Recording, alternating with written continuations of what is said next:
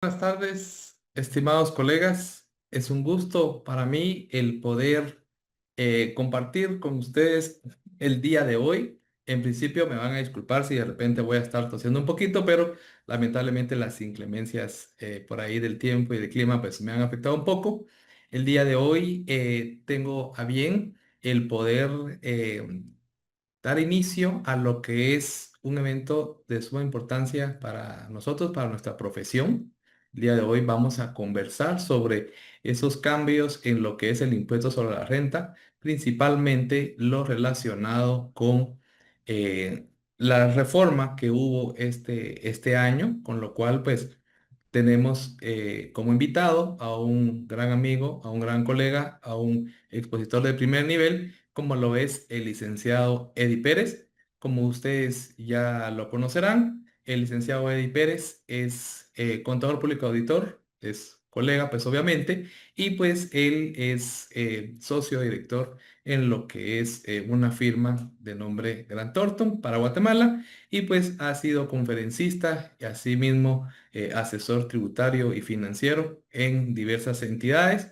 El licenciado Eddie será quien va a iniciar nuestro evento del día de hoy. Por favor, previo a iniciar, quiero recordarles que en la cajita de abajo tenemos lo que es la sección de preguntas y respuestas. Agradeceríamos que podamos, por favor, ir utilizándola para poder ir dejando lo que es las preguntas o dudas que vayamos teniendo a lo largo de esta conferencia. Esperamos poder compartir alrededor de una hora, hora y media sobre estos dos temas y como les decía, aquí el licenciado, mi buen amigo Eddie, va a empezar el día de hoy. Estimado Eddie, muy buenas noches, ¿qué tal estás?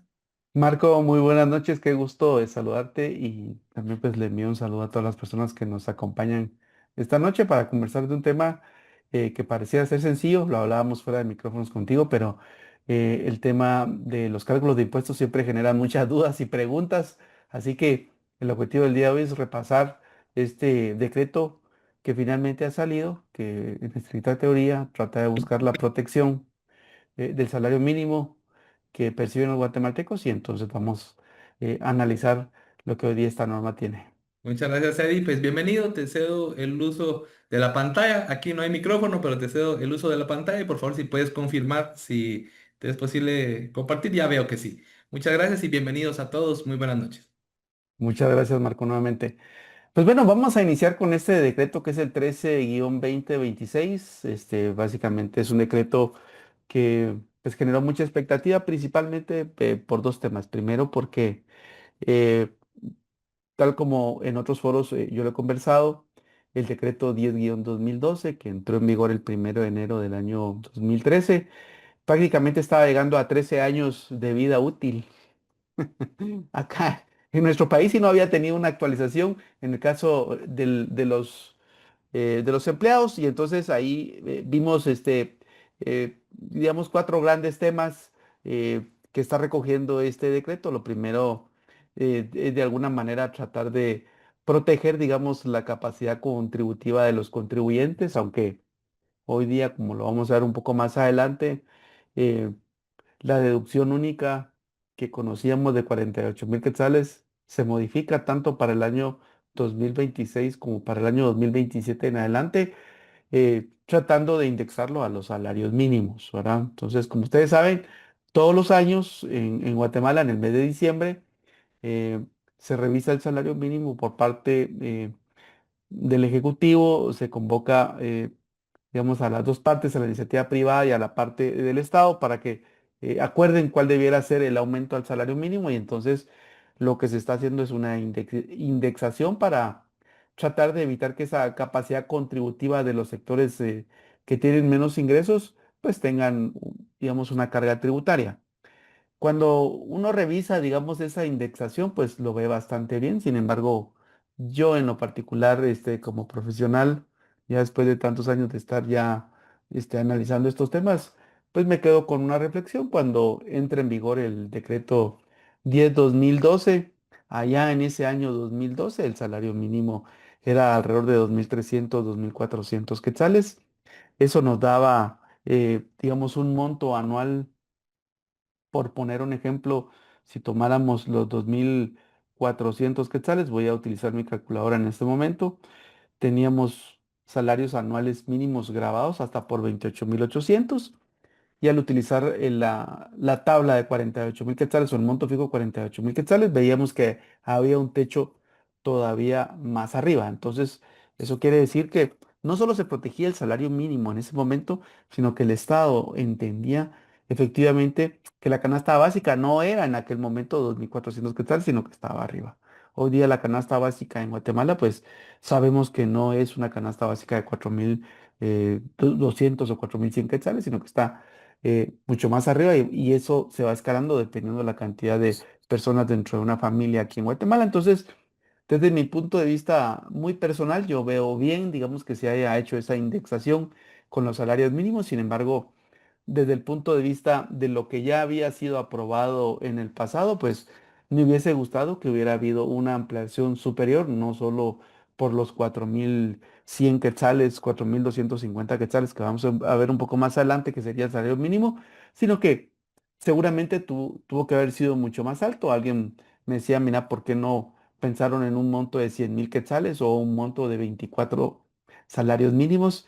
Eso hubiera protegido, digamos, de retención de impuesto a la renta a muchas personas que hoy día, pues, sabemos que probablemente tengan un sueldo superior, pero también la capacidad contributiva, por la devaluación del quetzal, pues se ha visto mermada para los guatemaltecos. Entonces, digamos, yo me quedo con esa reflexión cuando uno ve el tema de esta protección constitucional, porque, digamos, solo alcanza a esa primera grada, digamos, de los salarios mínimos que se establecen año con año, pero digamos, el compromiso que ya se había tenido a nivel de gobierno en otros años, cuando se formula la norma, digamos, protegía una banda más grande de personas que tienen salarios. Entonces yo creo que esa banda pues debe haber sido superada. Pues hoy día tenemos esta reforma y la vamos a analizar, ¿verdad? Entonces, el segundo punto que tiene esta norma, como lo vamos a ver un poco más adelante, pues se refiere al tema de los salarios mínimos exentos. Aquí algo que es interesante, y cuando revisemos el articulado vamos a ir viendo de que se protege y se utiliza el salario mínimo más alto que esté establecido dentro de los acuerdos que establezcan el salario mínimo. Recuerden ustedes que tenemos salarios mínimos para actividades agrícolas, para no agrícolas, para actividades 2189, para actividades diferenciadas, pues tenemos salarios mínimos distintos. Entonces aquí lo interesante es que la norma establece que sea el salario mínimo más alto.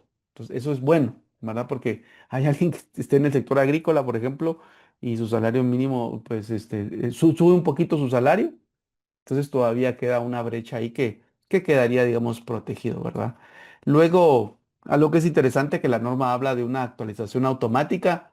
Para mi gusto personal no era necesario incluirlo, pero bueno, se ha incluido dentro de la norma que este salario mínimo se va a ir actualizando conforme los salarios que vayan siendo aprobados año con año y que, pues como lo vamos a ver en la norma un poquito más adelante, la administración tributaria va a tener que publicar cuáles son los salarios mínimos y seguramente actualizar el sistema de retenciones de ISR empleados, que hoy día pues todos sabemos que eso se maneja a través de los sistemas de la administración tributaria. Y luego, cuando vemos el tema de la vigencia, ahí tenemos dos cosas importantes.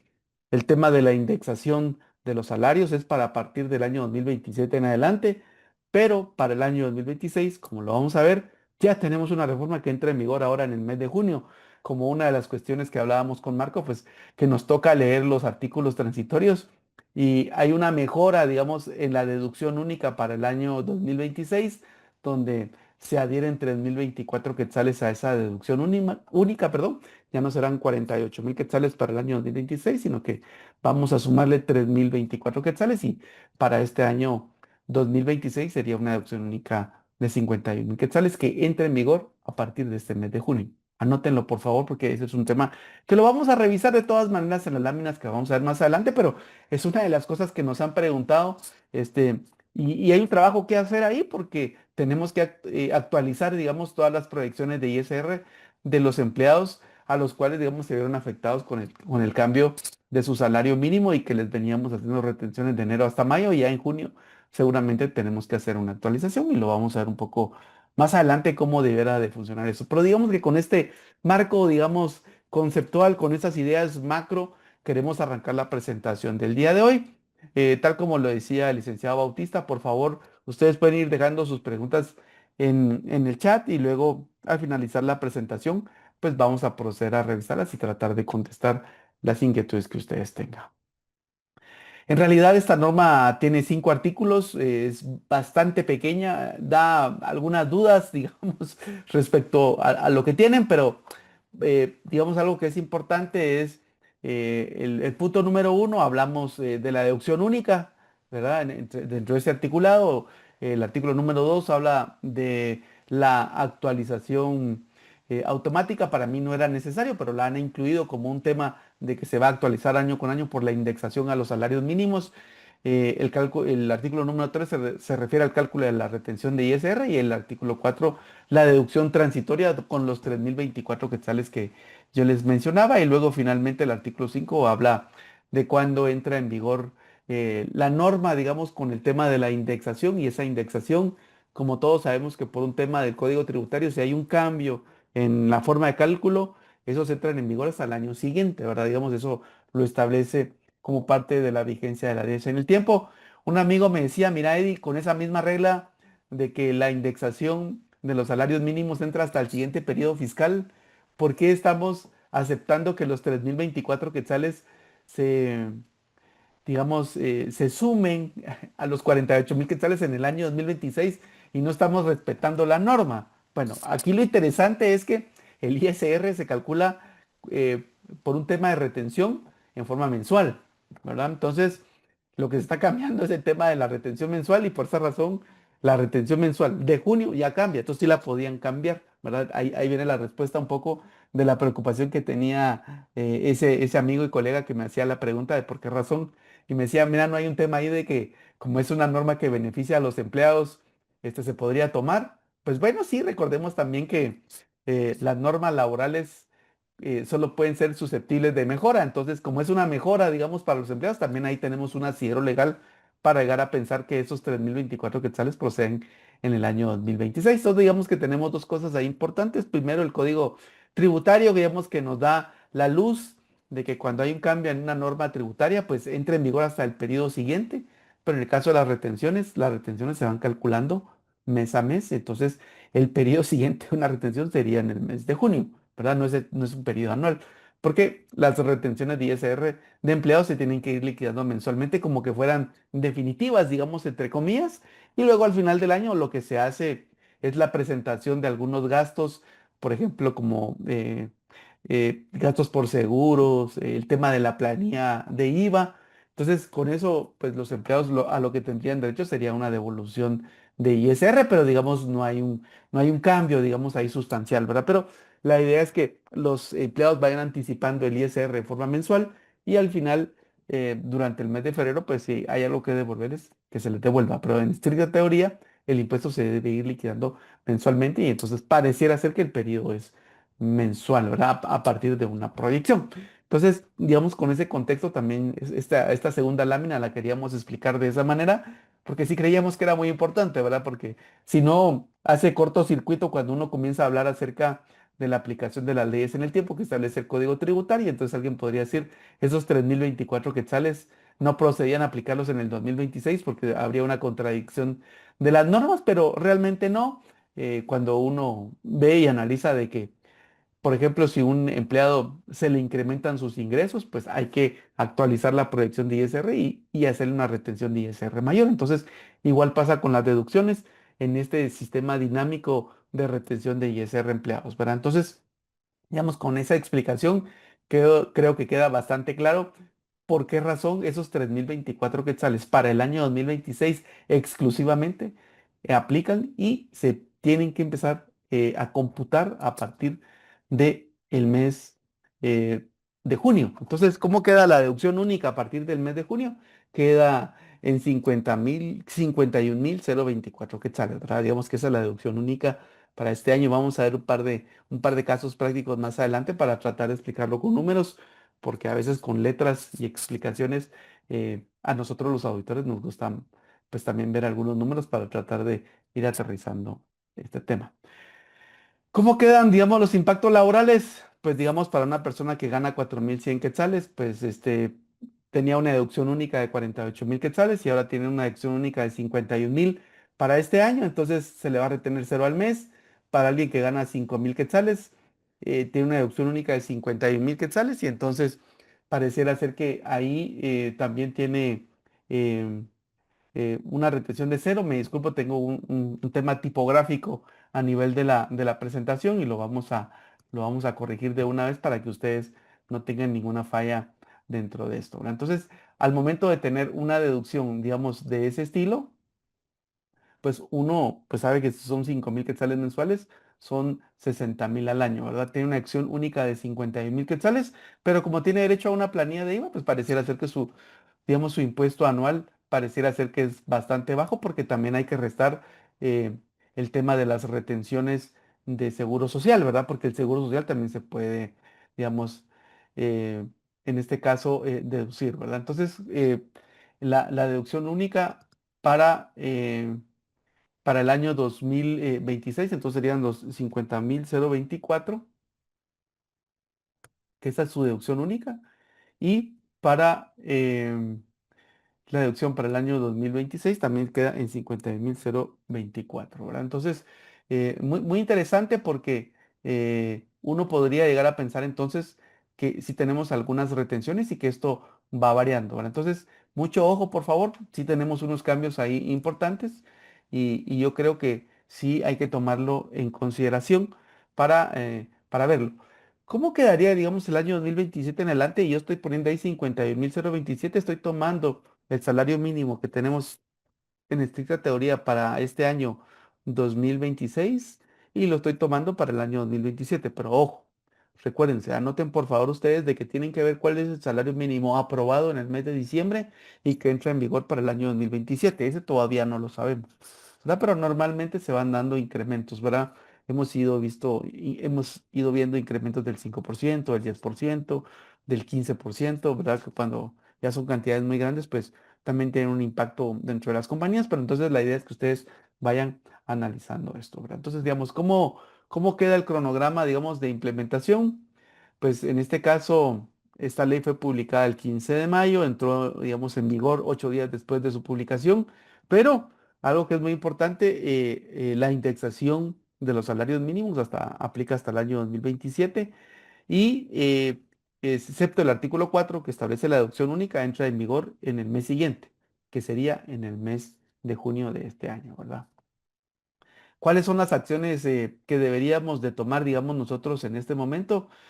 Pues básicamente la sección de recursos humanos o de finanzas, digamos, que lleva el tema de nóminas, va a tener que implementar, aplicar la deducción única adicional de 3.024 a partir de junio de 2026.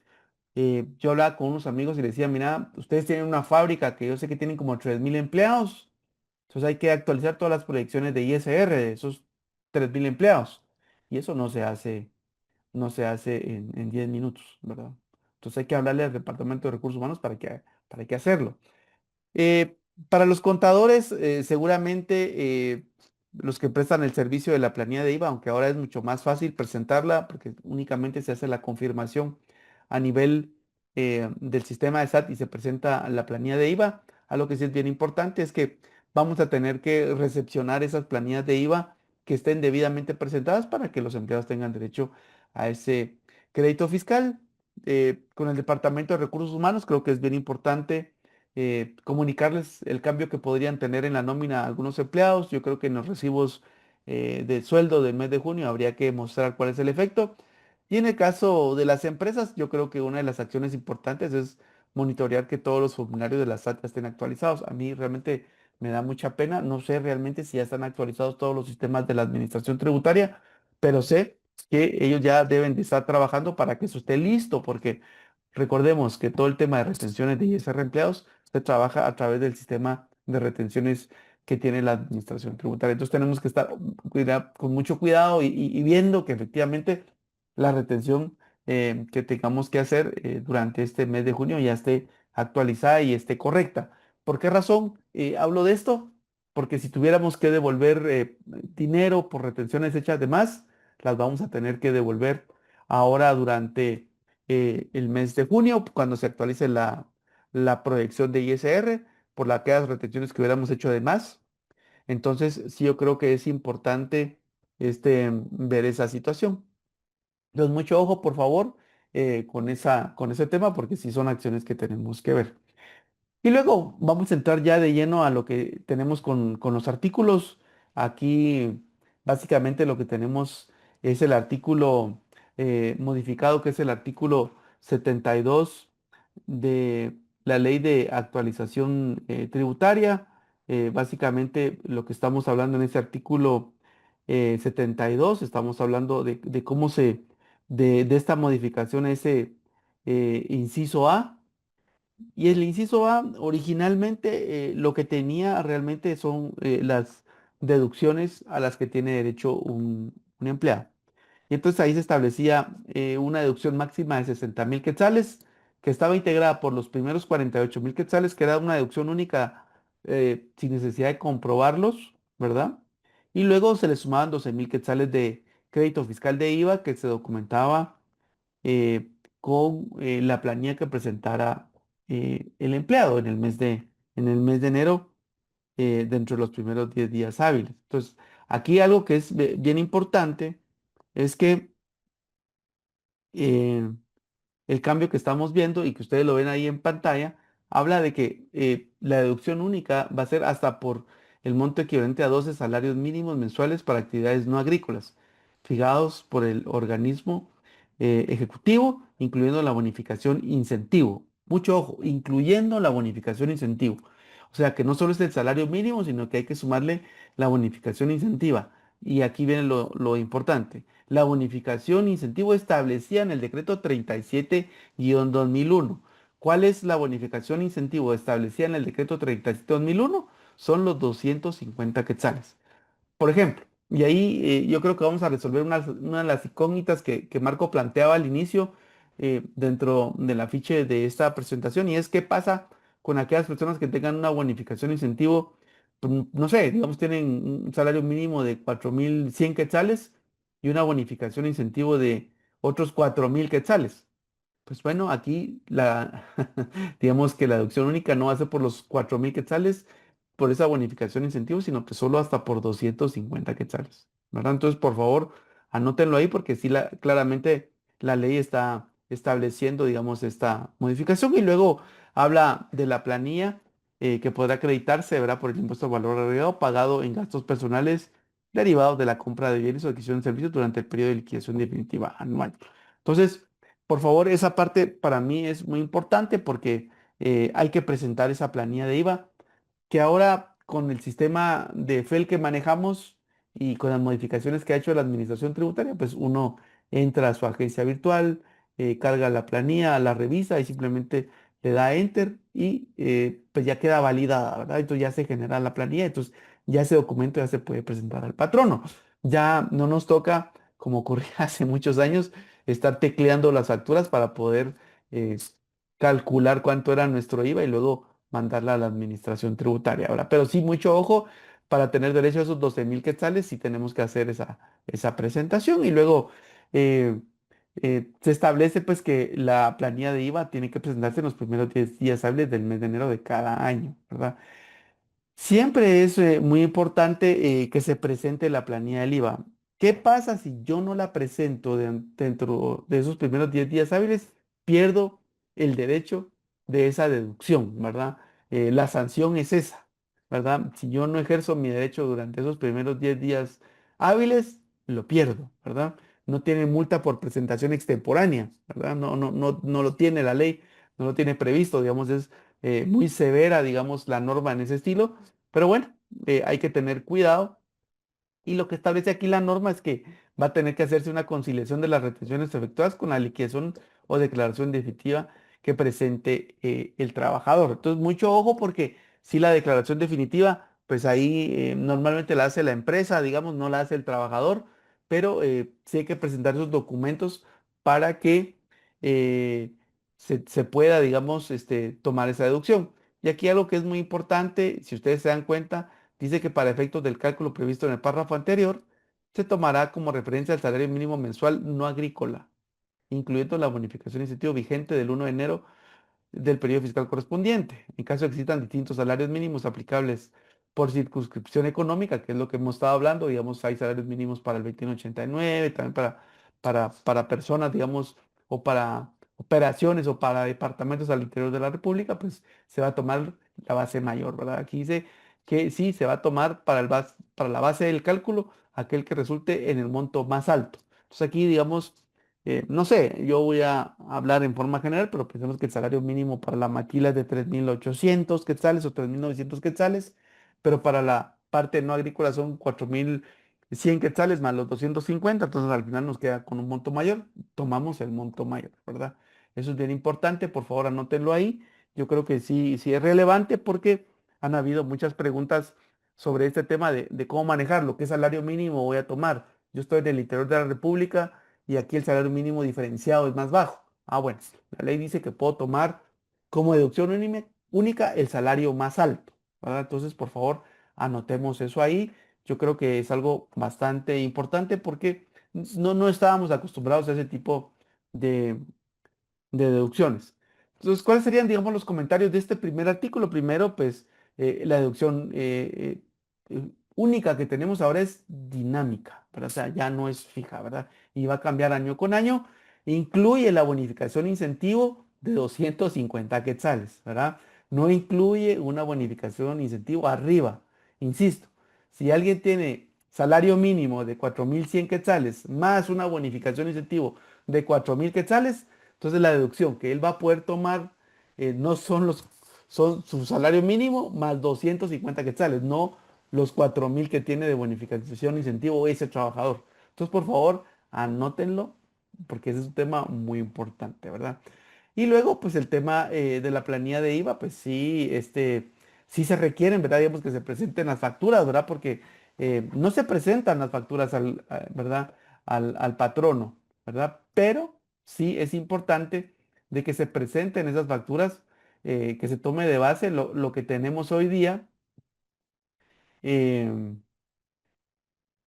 Dentro del sistema FEL, ¿verdad? Entonces, sí se requiere que estén las facturas no físicas, ¿verdad? Porque ya están dentro del sistema FEL, pero sí es algo bien importante que lo debemos de considerar, ¿verdad?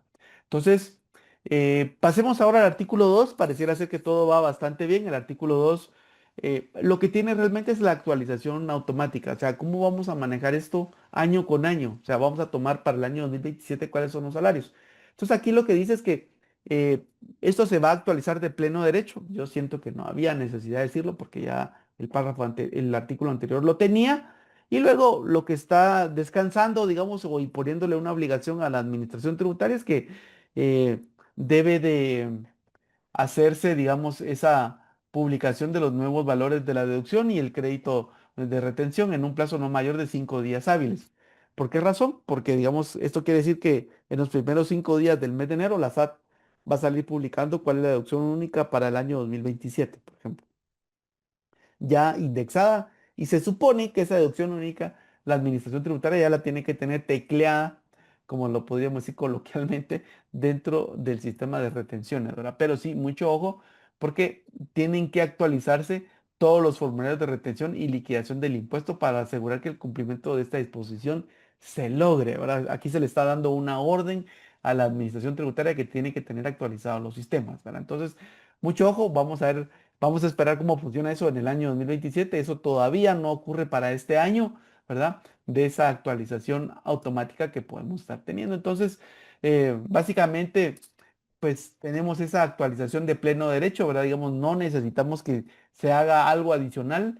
Yo pienso que el decreto o este artículo no era necesario, pero bueno, hoy se está estableciendo esa obligación automática y también se le está ordenando a la administración tributaria que actualice todos los formularios en forma anual, ¿verdad? Durante los primeros 5 días. Entonces, uno podría pensar que ya el día 10 de enero de cada año ya están todas las fórmulas actualizadas para el tema de retenciones de ISR y uno ya el día 15 ya podría saber o el día 20 eh, cuáles son los valores que hay que descontarle a los empleados, ¿verdad?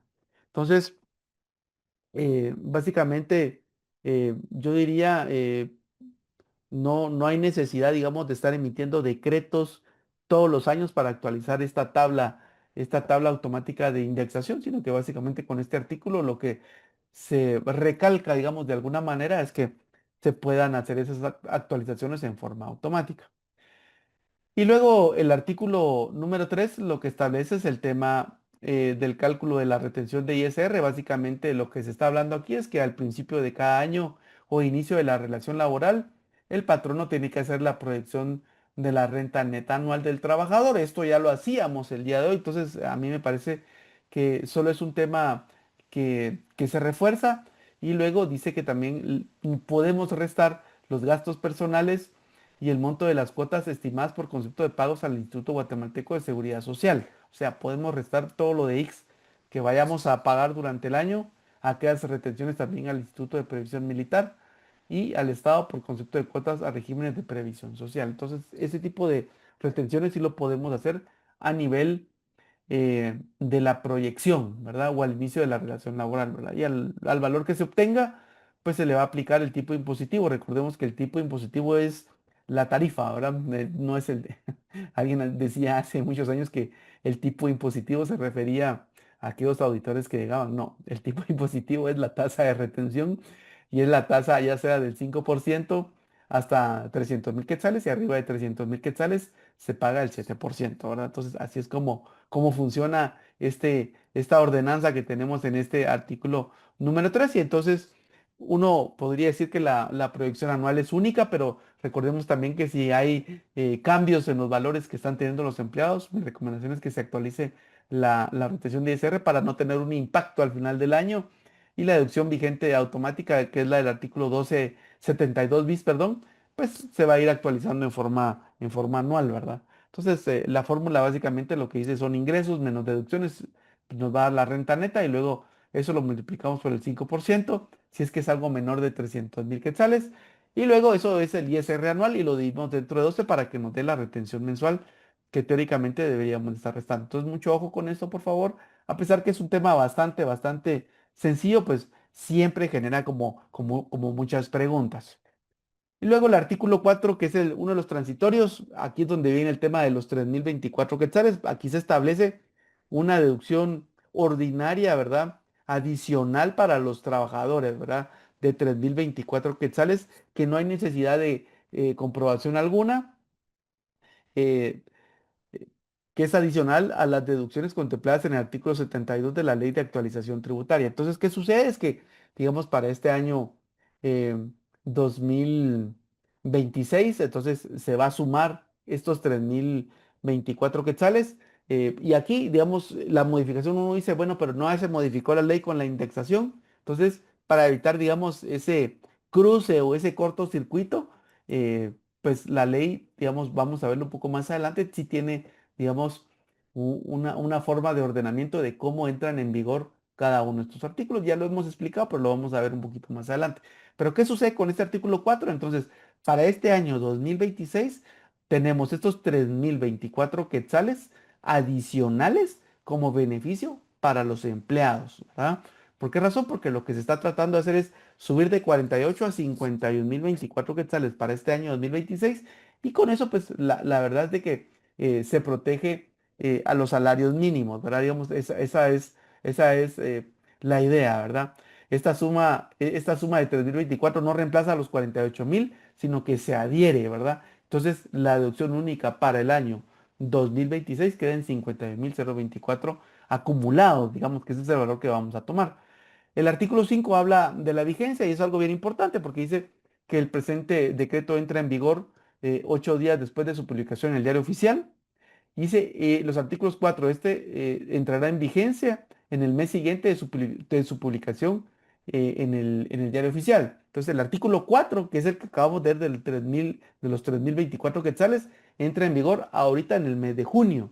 Entonces por esa razón decimos, bueno, a partir de junio yo tengo que actualizar todas las proyecciones de ISR de todos mis empleados. Y el artículo 1, 2 y 3 a partir del año 2027 a partir del mes de enero, ¿verdad? A partir del 1 de enero entra en vigor el tema de la indexación. Entonces, este artículo 5 digamos, nos establece ese ordenamiento, ¿verdad? Mira, en pocas palabras, los 3.024 quetzales entran en vigor a partir del 1 de junio.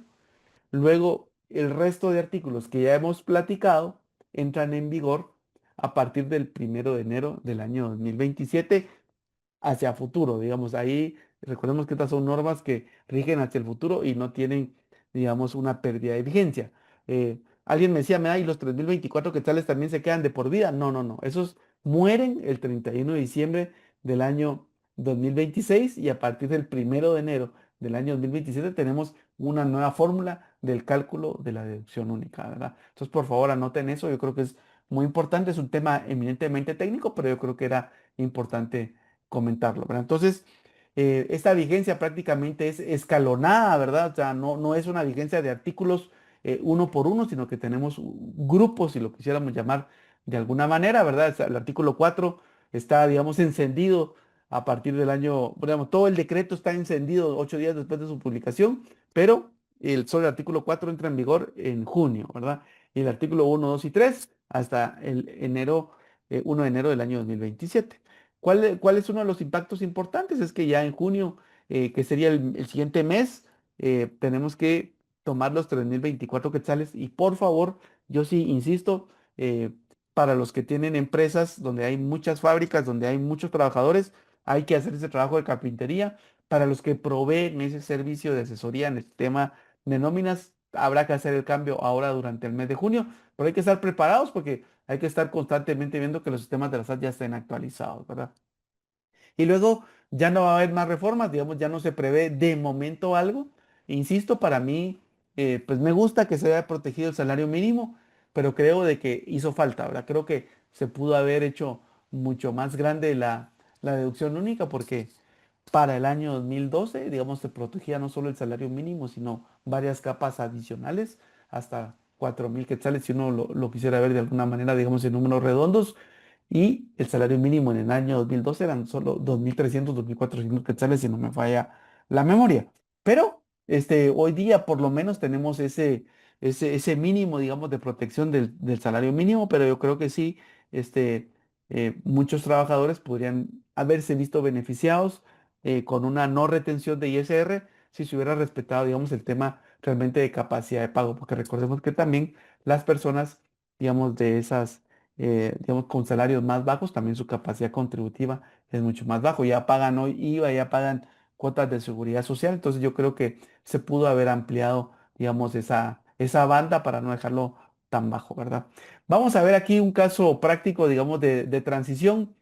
Pensemos una persona que tenía 4100 quetzales con 250 de bonificación e incentivos, se le vinieron reteniendo 760 quetzales al mes de enero hasta mayo, ¿verdad? Y entonces ahora habrá que devolverle en el mes de junio 38 quetzales y de junio en adelante no le vamos a retener nada, ¿verdad?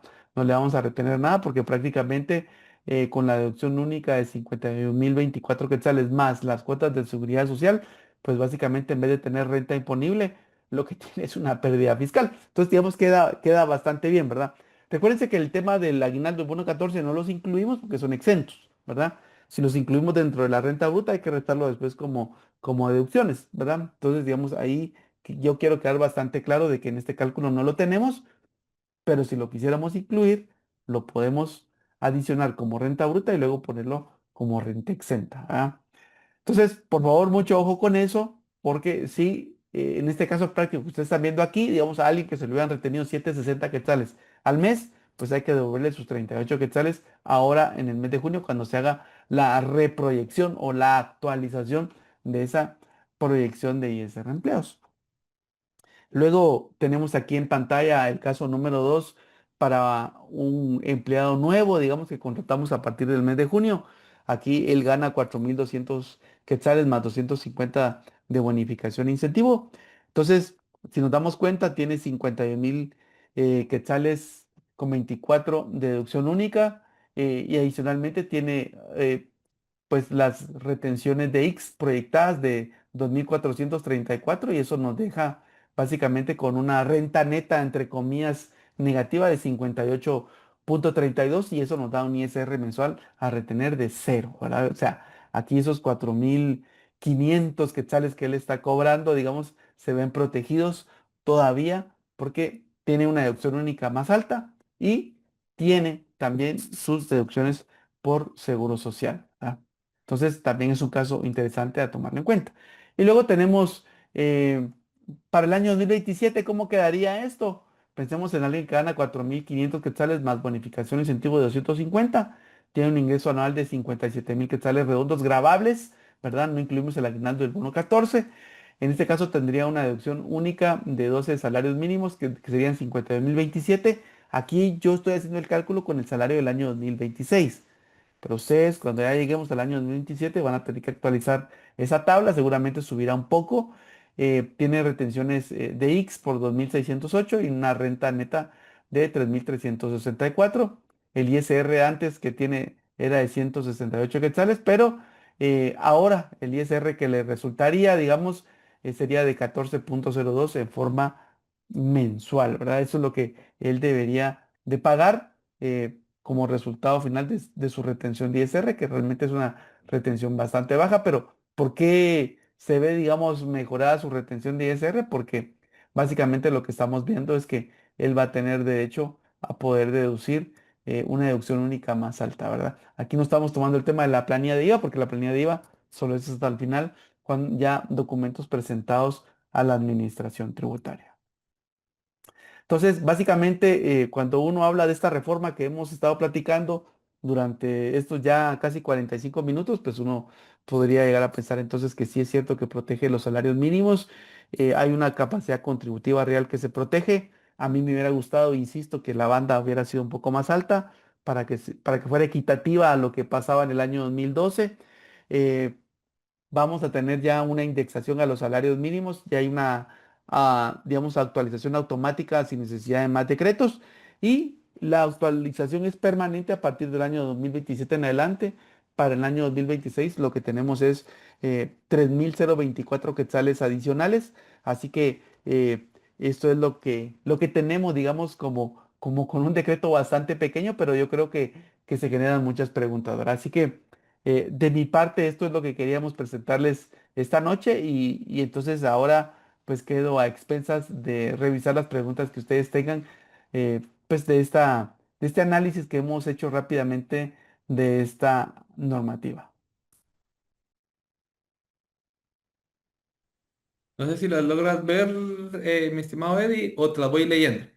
Si me hicieras el favor, Marco. Con mucho gusto. Vamos a ver por acá. Sí. Entonces dice, como que no se te escuchó bien, como que dirías dos dispositivos. Bueno, eso era uno. Dice, una consulta, ¿de dónde se dio el monto de 3.024? Bueno, ese es un monto que establecieron, digamos, a nivel del Congreso, ¿verdad? ¿Verdad? Es una disposición eh, básicamente del organismo legislativo. Me imagino yo que ellos han de haber hecho el análisis de cuánto iba a ser la deducción a partir del año 2027 y ellos pues han de haber hecho, digamos, una resta de esos 3.024 quetzales para tratar de llegar a proteger los salarios mínimos como mínimo. Muy bien, entonces esta ya está. Dame un momentito. Aquí está. La segunda dice, eh, de acuerdo a capacitaciones de SAT, la devolución se hará de forma anual, según la ley actual. No se hará en julio la devolución adicional, ya que hay que hacer la conciliación del año. Pues lo que sucede es que tenemos que poner. Si nosotros nos damos cuenta, hay que poner el impuesto retenido. Y como estamos haciendo la proyección anual, yo no quisiera llegar a pensar de que se le va a devolver hasta en el mes de diciembre. ¿Por qué razón? Porque si hay que retenerle algo a un empleado, se le retiene en el momento de que varían sus ingresos, ¿verdad? Pensemos que hay un empleado que tiene comisiones. Entonces, si suben sus ingresos, sube su retención. Entonces, pero si ahora subieron sus gastos, entonces su retención, su impuesto anual va a decrecer y entonces, entonces le tenemos que devolver, porque ni modo que nos vamos a sacar con esa plata 6 meses y la vamos a devolver hasta el mes de febrero. Yo creo que técnicamente procede que se le devuelvan los empleados de una vez ahora durante el mes en la planilla prácticamente de salario del mes de junio. Eso es lo que debería, ¿verdad? Pero Sí. Vamos a ver el salvo, sistema, pero yo salvo, creo que así debería funcionar, ¿verdad? salvo aquellas personas, Eddie, no sé qué opinas tú, pero aquellas personas que de pronto haya terminación laboral, pues obviamente ahí se hace el cálculo y seguramente ahí se va la devolución. Sí, y es algo parecido, ¿verdad? Porque y qué bueno que me planteas ese caso. Digamos, pensemos una persona que yo le hice la proyección por 12 meses y le retuve mucho. pero se va en el mes de julio. Entonces ahí hago el cierre y si tengo que devolverle, le devuelvo en ese momento. Entonces lo mismo pasa aquí, ¿verdad? Entonces estamos actualizando la deducción única y entonces ahora va a salir la renta imponible que le resulta de todo el año y el impuesto a pagar y se le van a restar las retenciones que se le han hecho. Entonces va a salir una devolución automática. En definitiva, así tiene que ser. Comenta Cindy que si el empleado tiene una bonificación de 500 quetzales, se toma en cuenta solo 250 para el cálculo. Así es, solo 250 quetzales de deducción única, ¿verdad? No se toman los 500 quetzales. Yo por eso he tratado de ser muy enfático ahí porque sí hemos visto de que pues el tema de la bonificación de incentivo en muchas empresas no es el valor mínimo, sino que la mejoran, ¿verdad? Tienen un valor adicional. Entonces, mucho ojo para la deducción única, solo es el salario mínimo más 250 quetzales. Y es el salario mínimo más alto establecido, ¿verdad? Eso va a ser para el año 2027 en adelante, ¿verdad? Para el año dos mil Claro. veintiséis no nos toca hablar de esa indexación.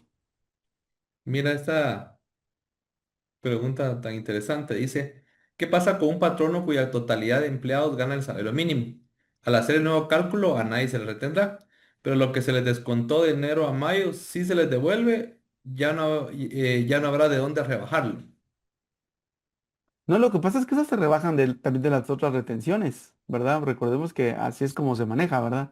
Porque como empresa yo le hago retenciones a proveedores y entonces asumo lo de empleados más retenciones a proveedores. Entonces se supone que de ahí de ese bolsón, entre comillas, ¿verdad? Habría que devolverle a los empleados. Ok, tenemos otra por acá. Em, Esta ya se dijo. Si un empleado tuvo aumento de salario, pero no realizó la actualización en el mes, la actualización se realizó un mes después, la cual no se le retuvo impuesto correspondiente en el mes que corresponde, ¿estaré en incumplimiento? Pregunta Rogelio. Bueno, ahí, digamos, si yo no lo retuve en tiempo, lo que tengo que hacer es ahora, voy a poner un ejemplo, digamos, alguien tuvo aumento salarial en abril y no le actualicé la proyección. Pues hay que actualizarla en el mes de mayo. Lo que pasa es que la retención ahora la vamos a diluir de mayo hasta diciembre, ¿verdad? Ahí la diluiría yo para que cuando lleguemos a diciembre el impuesto esté totalmente pagado. Claro. Ok. Luego tenemos, según el artículo 5, la actualización de la proyección debe realizarse en junio, no en mayo 2026. Gracias. Pregunta Mario. Sí, yo dije que es en junio. Es en junio de 2026. Yo no hablé del mes de mayo. Ok. Dice, ¿qué tratamiento se le dará a la bonificación arriba de los 250? Esta afecta al IX por la diferencia, por ejemplo, si es de 4.000. Bueno, ese es otro tema, ¿verdad? Yo creo que el tema de si la bonificación incentivo es arriba de 250 quetzales, estamos entrando en la esfera de si es grabado o no al Seguro Social. Una de mis recomendaciones es la bonificación incentivo que establece el decreto 37/2001 es mínima. Yo como patrono y como empleado puedo pactar una bonificación incentivo superior, pero tengo que tener cuidado de que no sea un monto fijo, porque si no entonces es un salario, estoy simulando el pago del salario a través de la bonificación incentivo.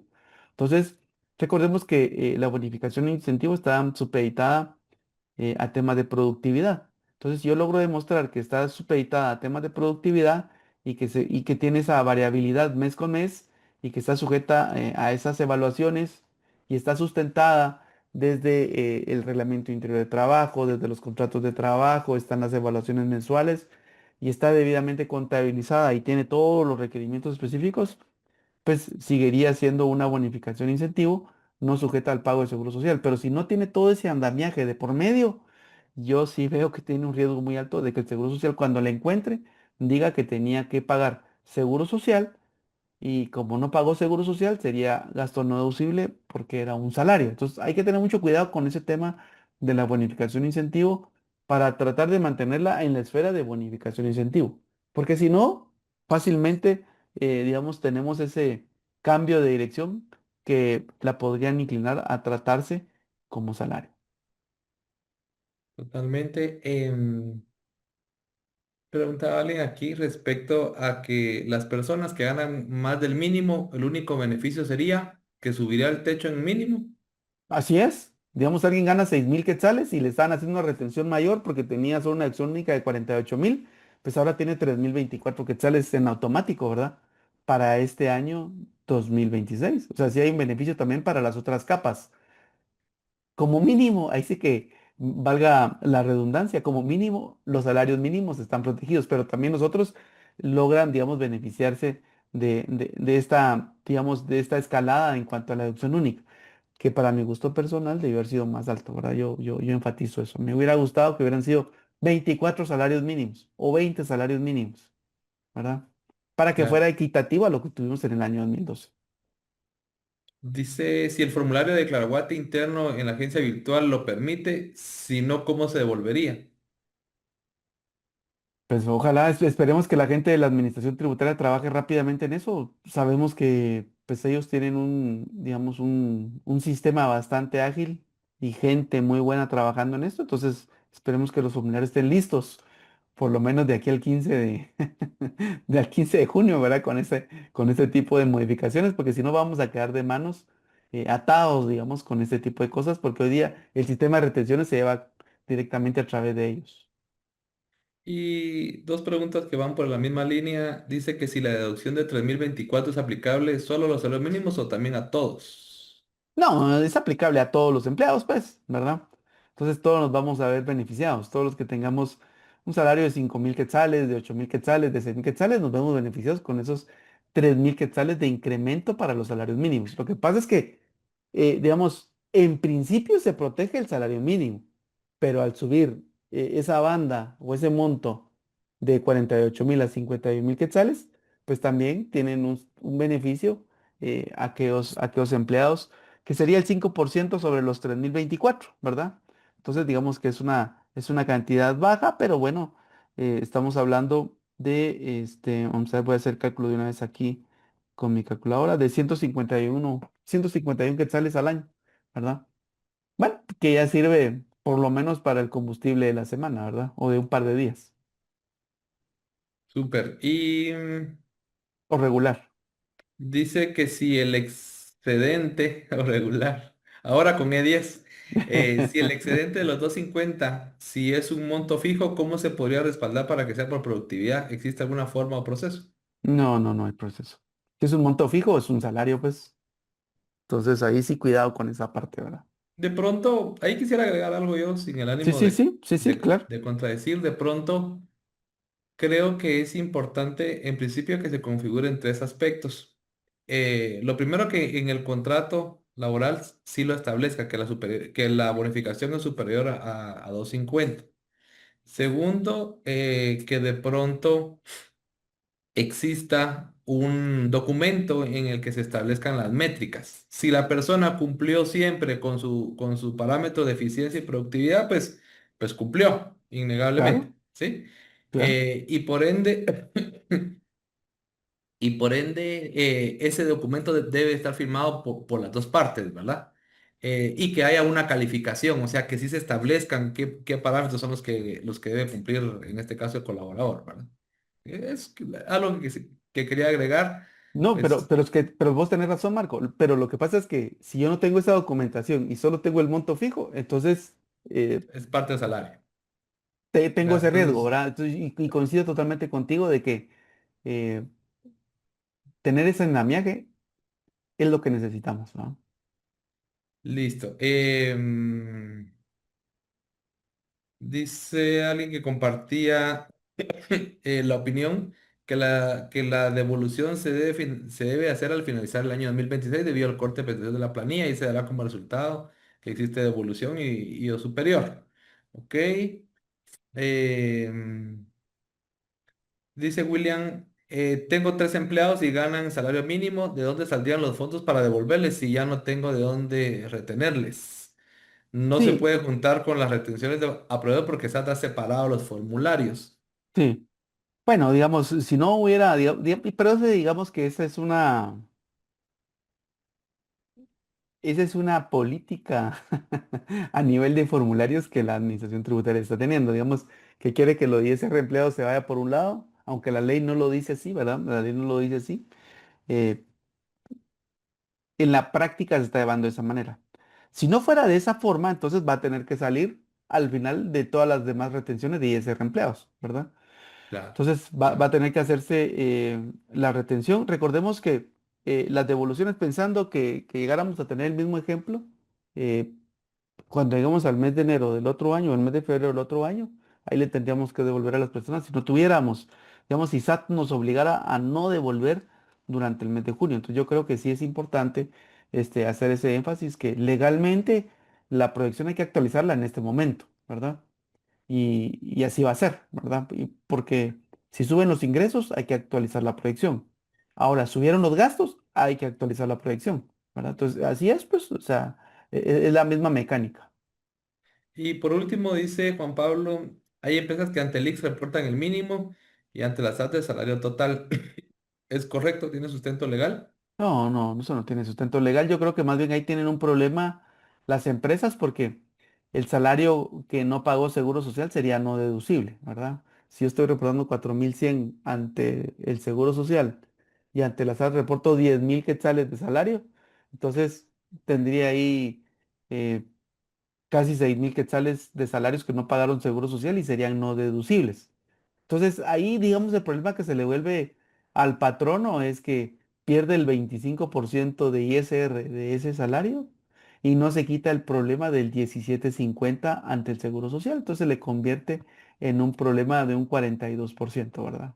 Entonces, yo creo que no. Yo creo que a veces no se ha hecho la matemática correcta, ¿verdad? ¿Qué prefiero, verdad?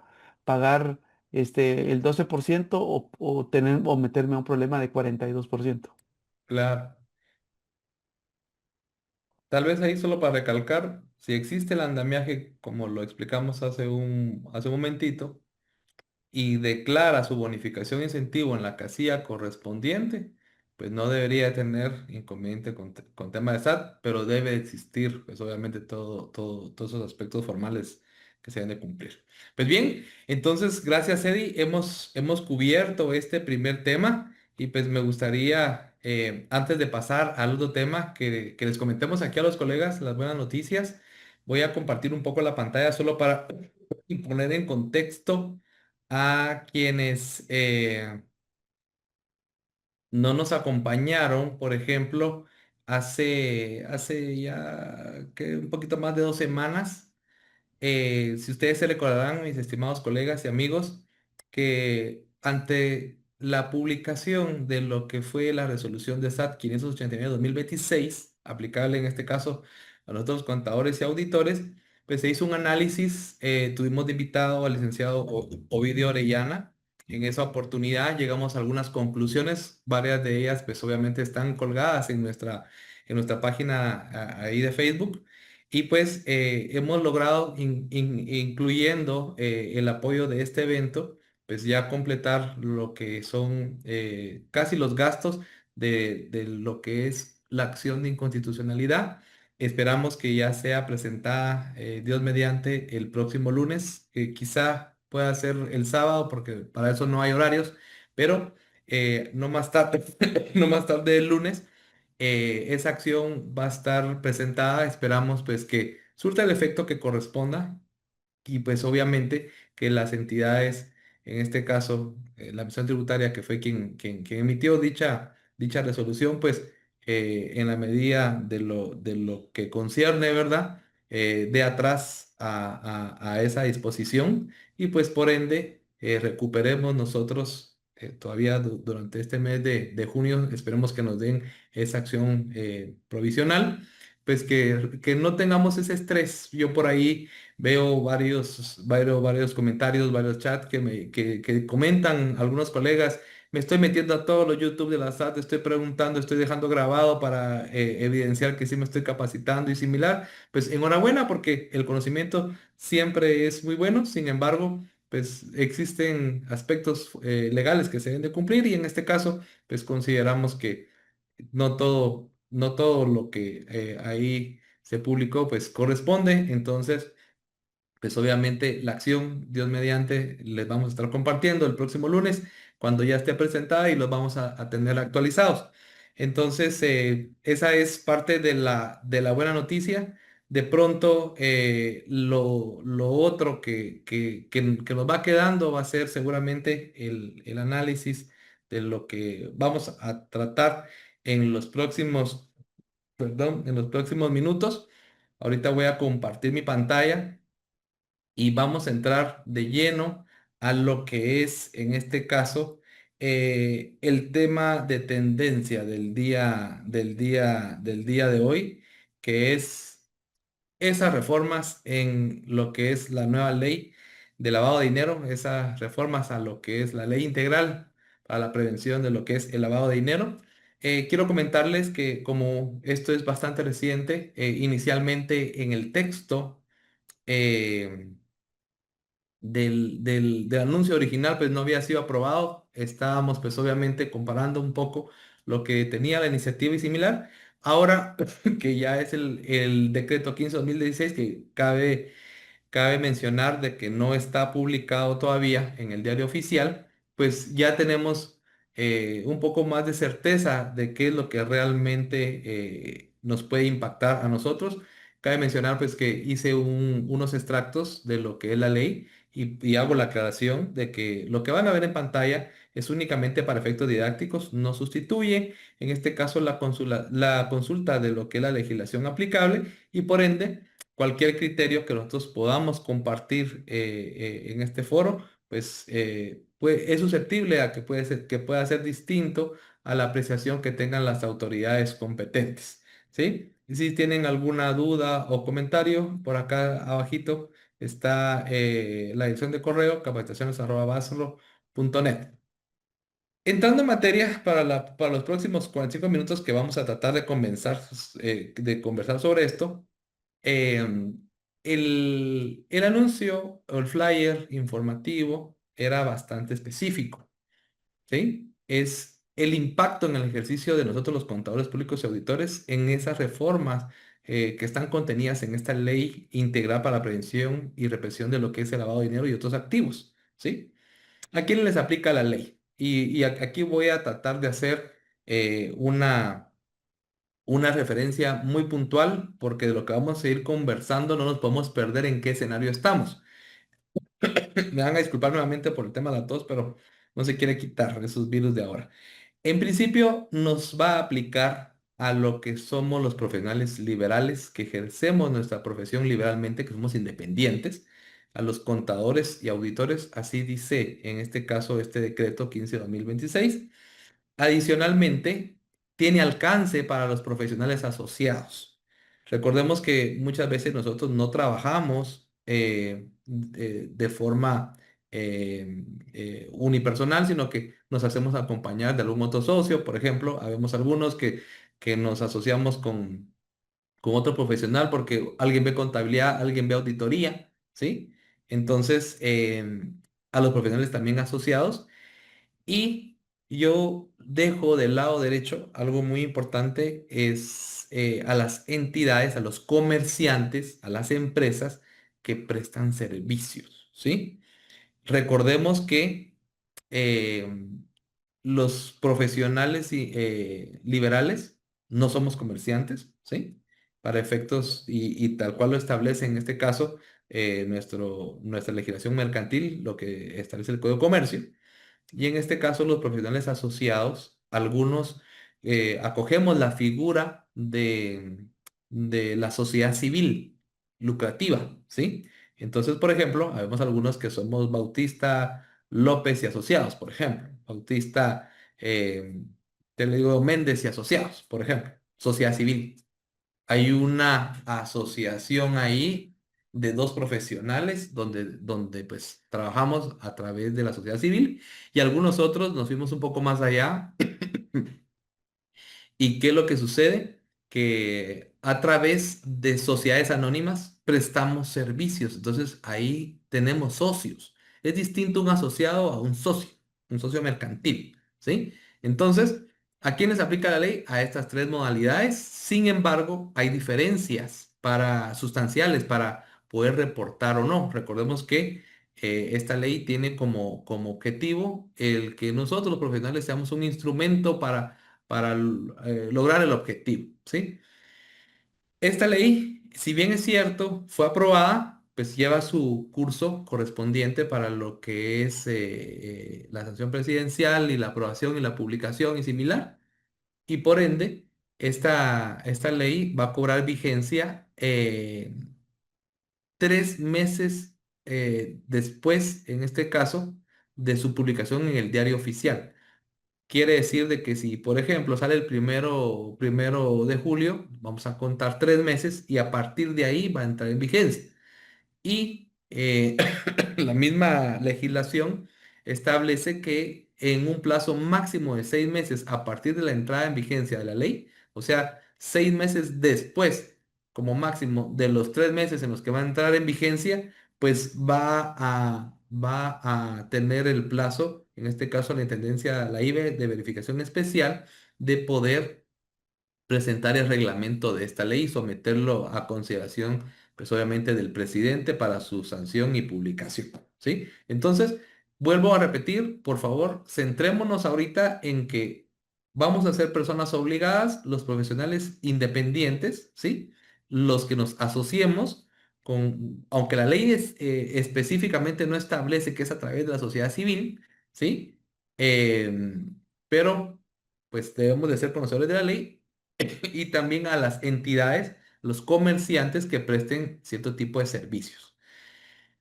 Antes de entrar en materia de lo que es la parte que nos concierne, en este caso, nuestra clasificación como personas obligadas a reportar, es importante que nosotros tengamos presente cuándo se da el delito de lavado de dinero u otros activos. Eso lo vamos a encontrar inclusive en la misma reforma contenida en este decreto 15/2026 a lo que es el Código Penal, el artículo 73. Aquí me voy a permitir leerlo para que sea muy específico. Y específicamente dice del delito de lavado de dinero u otros activos establece que comete el delito de lavado de dinero u otros activos quien por sí o por interpósita persona de manera intencional invierta, convierta, transfiera o realice cualquier transacción financiera con bienes o dinero sabiendo que los mismos son producto, proceden o se originan de la comisión de un delito con el propósito de ocultar o disimular el origen ilícito de los bienes. B, que adquiera, posea, administre, tenga o utilice bienes o dinero, sabiendo que los mismos son producto, proceden o se originan de la comisión de un delito. Inclusive la misma ley establece de la autonomía del delito, por ejemplo, pero es bien importante que nosotros aquí sepamos que en este caso hace referencia a que se convierta, transfiere o realice cualquier transacción financiera con bienes o dinero, ¿sí? Y hace referencia a que se originen de la comisión de un delito. Lo resalto porque si nosotros lo aplicamos en nuestro ejercicio profesional diario, lo más cercano que nosotros vamos a tener a la vista, por ejemplo, es la defraudación tributaria. Y esa también está contenida en el Código Penal, en el artículo 358, y como ustedes sabrán, hace referencia a quien, mediante simulación, ocultación, maniobra, ardid o cualquier otra forma de engaño, induzca a error a la administración tributaria en la determinación y para el pago de la obligación tributaria de manera que produzca detrimento, menoscabo en la recaudación impositiva, o sea que se pague menos, ¿sí? Inclusive hay casos especiales de defraudación tributaria y pues debemos de recordar que dentro de esos delitos de defraudación tributaria está la adquisición o la simulación de lo que es la adquisición de bienes o servicios, la falsificación de facturas o las que se obtiene de otro contribuyente donde se supone que existe ese producto, pero que el único fin es desvirtuar las rentas obtenidas o en este caso la renta imponible y lo que se pretenda es incrementar fraudulentamente su crédito fiscal, ¿sí? Entonces, ¿por qué hago esta introducción? Porque es como lo más cercano a mi criterio que nosotros podemos tener de lo que es lavado de dinero. ¿Qué es lo que sucede? Que de repente tenemos que ir pensando en mecanismos, aparentemente, ¿verdad? Em, en los cuales nosotros tengamos que ir tratando de identificar transacciones inusuales, y lo voy a explicar más adelante, donde eventualmente haya un movimiento de dinero o de efectivo y resulte que es proveniente de una bancarización o de un tema de defraudación tributaria con el único fin, pues obviamente, de evadir algún tipo de impuesto. Entonces hago referencia a que una cosa es la defraudación tributaria y otra cosa es el producto de esa defraudación se convierte en lavado de dinero cuando el dinero regresa, ¿sí? Entonces, ya que estamos un poco dentro de este contexto, que para mí era importante que nos centráramos en el tema de lavado de dinero, tenemos que saber cuál es la responsabilidad penal de las personas, en este caso individuales, responsables de lavado de dinero u otros activos, y en este caso de 6 a 20 años inconmutables, ¿sí? Más la multa del beneficio económico obtenido y pues obviamente el pago de las costas y gastos procesales. Entonces, ya habiendo nosotros tenido esta pequeña introducción y esta referencia en la cual me gustaría centrarme, pues, ¿qué nos queda? Entrar a conocer un poco de lo que es el objeto de la ley y pues esta ley, vuelvo y repito, y ahí tienen que tener ustedes claro que hay tres formas en las cuales nosotros podemos ser personas obligadas. Tiene por objeto, en este caso, regular la prevención y represión del lavado de dinero, ¿sí? Y financiamiento del terrorismo, estableciéndose en este caso, a través de esta legislación, un régimen administrativo preventivo que deben de observar las personas obligadas, ¿sí? En este caso, hace referencia a la ley a que esta misma no tiene como objetivo atacar o reprimir la economía informal, criminalizar el uso del dinero o ser usada para efectos tributarios. Algo que a mi criterio es un poco incongruente porque existen convenios de información entre Ministerio Público, SAT y pues obviamente ahora la IBE, adicionalmente, con otras reformas que seguramente vamos a conversar de ello, que le aplican en este caso a las otras empresas, en general, porque también hay reformas en el Código de Comercio, en el decreto 270, principalmente lo referente a los accionistas. Entonces, sí hay vínculo entre estas tres entidades, obviamente, pero hacen la aclaración de que no es para ser usada como objetivos tributarios. Aún así, hay que reportarle a través de esta reforma a registro mercantil de quiénes son los socios, algo que hoy por hoy no se hace porque, sí, porque son sociedades anónimas, ¿verdad? Pero entrando en materia, esta ley tiene un glosario, ¿sí? Y traté de resaltar los más importantes porque recordemos que nosotros podemos ejercer, en este caso, nuestra profesión de distintas maneras y tener distinto tipo de contratos. Entonces es importante entender cuándo, por ejemplo, para efectos de esta ley de lavado de dinero se entiende que es un cliente. En este caso, hace referencia a que es una persona individual o jurídica o estructura jurídica con personalidad, perdón, con la cual se establece o se ha mantenido una relación de negocios a la cual se le proporciona o se presta cualquier bien, producto o servicio de forma habitual u ocasional derivado del giro de negocios o actividades de la persona obligada, independientemente de cómo se le denomine. Entonces aquí hace referencia a que nosotros como contadores, sea individuales, en asociación o a través de una persona jurídica, un comerciante, le prestamos servicios a un cliente, ¿sí? Habla de la forma habitual y habla pues obviamente del giro de negocios. Y quise poner también el término de contratista del Estado, porque hace referencia a un contrato que bajo cualquier modalidad de adquisición pública con alguna de las entidades establecidas en la ley de la materia, pues se perfecciona. Recordemos que hay contratos 029, hay profesionales que de pronto prestan sus servicios 029 por medio de un contrato 029 recurrentemente al Estado y por ende hay cierto tipo de ejercicio profesional derivado de eso, ¿verdad? Adicionalmente, quise colocar acá también lo relacionado a la debida diligencia del cliente.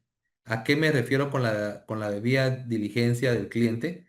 A lo que establece en este caso la ley, que es un análisis conforme el conjunto de normas, políticas, procedimientos y controles, así como cualquier medida general o específica que permita a las personas obligadas, hago paréntesis, o sea, a nosotros, identificar, conocer y verificar la identidad de sus clientes, de quienes actúan en nombre de estos y la de los beneficiarios finales de los clientes. En este caso, pues obviamente buscan la relación que hay entre los negocios y pues las transacciones o operaciones que se lleven de forma habitual. Entonces, vamos a ir encontrando términos que debemos de ir familiarizándonos, aunque si bien es cierto, hay distintas obligaciones, dependiendo cómo vayamos a ser nosotros la persona obligada, es necesario conocerlos de cierta forma integral, porque de una u otra situación, pues estamos afectos a reportes que vamos a tener que mandar. En este caso, quise hacer relación también a la relación de negocios, hace referencia también a cualquier relación contractual, profesional, comercial o de servicios entre la persona obligada y el cliente. Y aquí voy a resaltar profesional, comercial o de servicios, ¿sí? Entonces tenemos que ir hilvanando los servicios que prestamos y la forma o el vehículo, llamémosle legal, a través del cual nosotros prestamos nuestros servicios hace ya referencia a riesgo de lavado de dinero, ¿sí? Hace referencia inclusive a transacción. Pero en este caso, riesgo de lavado de dinero u otros activos es la contingencia, pérdida, daño o consecuencia adversa a la que está expuesta la persona obligada. ¿Quién es la persona obligada? Nosotros. Entonces, nosotros podemos ser sujetos de ser utilizados directa o indirectamente para actividades de lavado de dinero u otros activos, e inclusive el financiamiento del terrorismo. Cuando ahora hablamos de terrorismo y yo veo las noticias, hablan, por ejemplo, de las malas. E inclusive en los medios de comunicación ya no se refieren a las malas, sino que hablan de los terroristas. Los terroristas de la 18, por ejemplo, o similar, así se refieren. Entonces, hay que tener cuidado con eso. Hace referencia también este glosario de la transacción, ¿sí? Y es esa transferencia, adquisición, depósito, retiro, intercambio, administración de fondos, bienes, valores u otros activos realizados por un cliente, o sea, un cliente nuestro o por un tercero en su nombre o beneficio a través de las personas obligadas. O sea, tenemos mucho vínculo ahora con esos riesgos, esas transacciones y pues y las transacciones sospechosas. Entonces, aquí es importante resaltar que una de las enmiendas que se metió finalmente en la ley es que esas transacciones se consideran aquellas que generen un registro verificable, ¿sí? Ya sea físico o electrónico un poquito complejo a registro verificable. Mi mente en su momento dijo, bueno, es un registro en un estado de cuentas, un registro en un libro contable, en un diario mayor, ¿sí? Porque debe ser verificable, ¿sí? Que implique la movilización, modificación o disposición de dinero, bienes, activos y valores, y que en este caso se encuentren dentro de los productos o servicios o actividades reguladas que prestan las personas obligadas. Entonces, estamos expuestos ahora, nosotros los profesionales, en nuestra calidad de personas obligadas a ese riesgo de si lo vamos a detectar o no lo vamos a detectar, las transacciones y cuándo es transacción sospechosa. Porque inclusive me animé a colocar la transacción sospechosa porque es una transacción inusual para efectos de esta ley, debidamente examinada y documentada por la persona obligada, que que tras analizarla, perdón, y llevar a cabo las medidas de la debida diligencia del cliente, determina que carece de fundamento económico o legal evidente, o que a pesar de tener apariencia de legalidad, nosotros, los auditores, en este caso, como personas obligadas, sospechamos o tenemos motivos razonables para sospechar que los fondos proceden o se destinan para una actividad delictiva. ¿Sí? Vieran qué complicado, porque más adelante vamos a conversar. Entonces, ¿qué alcance tenemos como contadores y qué tenemos como auditores? ¿Sí? ¿Por qué hago referencia a esto? Recordemos que en nuestra función de auditores trabajamos pues obviamente en base a muestras, ¿sí? Entonces se nos va a complicar hasta cierto punto el poder mitigar el riesgo de que podamos detectar o no una transacción que, después, que esté o no involucrada. Inclusive, pues obviamente vamos a tener que ir tomando varias medidas en función de riesgos, ¿sí? ¿Cuál es el fundamento de convertirnos en personas obligadas? Está contenido en el artículo 3 de este decreto 15 de 2026, el cual en su literal C establece, y lo remarco aquí de dos formas, que son personas que realizan actividades comerciales o de servicios establecidas en una serie de incisos, dentro de ellas prestar servicios por instrucciones a favor de clientes o de terceros relacionados con cualquiera de las actividades siguientes, por ejemplo, creación de personas jurídicas o estructuras jurídicas, eh, actuación por sí mismo o a través de terceros como titular de acciones, socio asociado, fundador de personas jurídicas o el equivalente a fiduciario. Tal vez esas son un poco más para nuestros amigos abogados, pero la C eventualmente sí nos podría afectar un poco porque habla de la actuación por sí mismo o a través de terceros como director, miembro del Consejo de Administración, Junta Directiva, Administrador Único, Secretario, Apoderado, Representante Legal de Personas Jurídicas, ¿sí? Con excepción de aquellas que sean exclusivamente mandatarios judiciales. Esta C, si la hilvanamos con la prestación de servicios, ¿sí? Que nosotros podamos ser de una sociedad anónima que presta servicios de contabilidad o de auditoría, pues de momento como no tenemos un reglamento, queda como esa duda, ¿sí? De qué va a suceder, ¿sí? Entonces, quise resaltarlo porque obviamente para los que prestamos nuestros servicios, como insisto, a través de una sociedad, pues nos relaciona ahí.